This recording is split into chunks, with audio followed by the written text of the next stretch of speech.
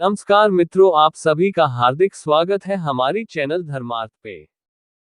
हिंदू पौराणिक कथाओं में दो सबसे शक्तिशाली व्यक्तित्व हैं, श्री राम और श्री कृष्ण। दोनों को भगवान विष्णु का अवतार कहा जाता है। श्री राम को पुरुषोत्तम कहा जाता है, जिसका अर्थ है सबसे आदर्श और नैतिक व्यक्ति, और श्री कृष्ण को योगेश्वर कहा जाता है, जिसका अर्थ है योग का प्रतीक।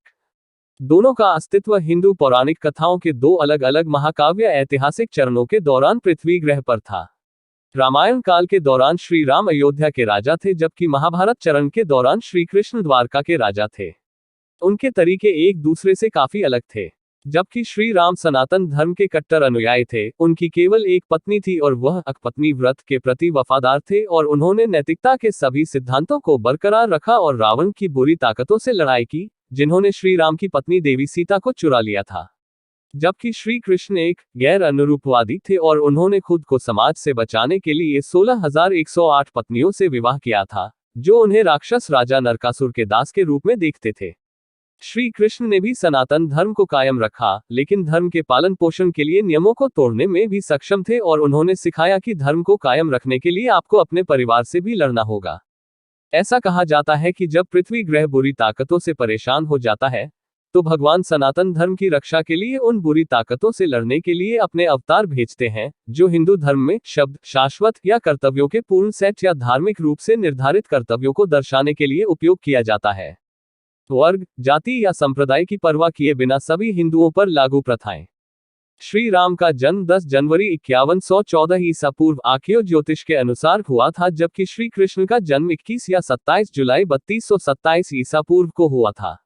आर्यभट्ट की गणना। श्री राम एक अच्छे और कर्तव्यपरायण व्यक्ति और एक न्यायप्रिय राजा होने के महत्व को प्रतिपादित करने आए। राम का जन्म उनकी दिव्यता से अनजान था, क्योंकि उनके अवतार का उद्देश्य एक शक्तिशाली व्यक्ति को मारना था, जिसे वरदान था कि कोई भी भगवान उसे नहीं मार सकता। हालांकि श्री कृष्ण का जन्म ऐतिहासिक रूप से बहुत बाद में धार्मिकता की स्थापना के लिए हुआ था, बल्कि यह भी प्रतिपादित करने के लिए हुआ था कि दिव्य प्रेम सभी सांसारिक कर्तव्यों और धार्मिकता से परे है। उनके कमल चरणों में समर्पण कर दो और सही, गलत या कर्तव्यपरायण होने के बारे में भूल जाओ।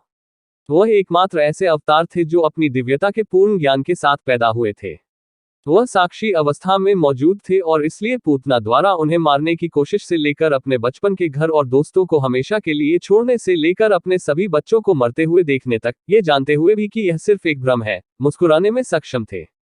श्री राम धर्मनिष्ठ होने के लिए अपनी एक पत्नी को खुश नहीं रख सके, यहाँ तक कि एक पराधीन नागरिक को खुश करने के लिए उसे गर्भवती बनाकर जंगल में भेज दिया।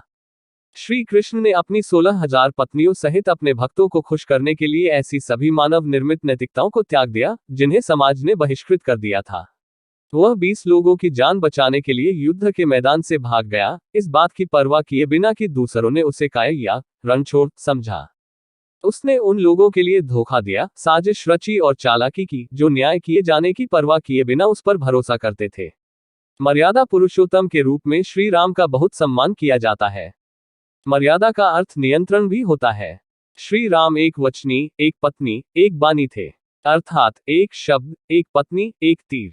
उनका तीर कभी भी निशाने से नहीं चूकता था। वे एक पत्नी के प्रति वफादार थे और हमेशा अपने वचन का पालन करते थे। उनका पूरा जीवन मानव जाति के लिए एक सबक है कि अपनी इच्छाओं, भावनाओं, इंद्रियों और शक्ति को कैसे नियंत्रित किया जाए। अतः भगवान राम मर्यादा पुरुषोत्तम है, लेकिन श्री कृष्ण पूर्ण पुरुषोत्तम, अजेय प्रकार के शाश्वत प्रेम का आह्वान करते हैं। श्री कृष्ण लीलाधर पुरुषोत्तम है। वह इस दिव्य नाटक का निर्माता, स्वामी है, जो अपनी ही रचना में अभिनय करने के अपने आग्रह को रोक नहीं सका, और इस बार वह खुद के रूप में अभिनय कर रहा है। उसका पूरा स्व, इसलिए इसे पूर्ण अवतार भी कहा जाता है, जो कि पुरुषोत्तम का पूर्ण रूप है। यदि हम विष्णु के सभी 10 अवतारों को देखें, तो वे मनुष्य के विकासवादी चरणों को दर्शाते हैं। मानव जाति पहले एक छोटा सा जलीय जीव थी, इसलिए मत्स्य अवतार, फिर आधा पानी और आधा जमीन का जानवर कूर्म अवतार कछुआ, और फिर एक आधार जानवर वराह अवतार सुआ। फिर विकसित होकर आधा मनुष्य आधा जानवर बन गया नरसिम्हा अवतार। फिर एक बौना आदमी वामन से एक क्रोधी आदमी जो अभी भी अपनी भावनाओं को वश में करने की कोशिश कर रहा है, परशुराम। और फिर पूर्ण पुरुष मनुष्यों के राजा श्री राम का आगमन होता है, जिनके बाद अवतार आता है जो मानवता और राजाओं से परे होता है और पूर्ण विकसित श्री कृष्ण के रूप में आता है। मुझे लगता है कि श्री राम और श्री कृष्ण अवतार के बीच अंतर इस बात में है कि श्री कृष्ण ने राम के विपरीत अपनी दिव्य शक्ति को खुले तौर पर स्पष्ट रूप से प्रदर्शित किया था। मेरा मानना है कि यह कृष्ण अवतार को पूर्ण अवतार बनाता है। श्री राम ने अपनी दिव्यता को जानने के बावजूद इसे खुले तौर पर प्रदर्शित नहीं किया, इसे सार्वजनिक दृश्य से छिपाने की कोशिश की और आम आदमी की भावनाओं, रोना, चिंता करना, आत्म संदेह करना, भूलना, भड़कना आदि को खुले तौर पर प्रदर्शित किया, जिसमें दूसरों के लिए क्षमता थी उसकी दैवीय शक्ति पर संदेह करना। श्री कृष्ण सदैव प्रसन्न स्थित प्रज्ञ थे। जब वह वास्तव में बच्चा था तो असुरों और राक्षसों को मारना उसके लिए वास्तव में बच्चों का खेल था। एक बच्चे के रूप में वह एक पहाड़ी उठा सकता है, वह मिट्टी से भरा अपना मुंह खोल सकता है और यशोदा को मुंह के अंदर पूरा ब्रह्मांड दिखा सकता है।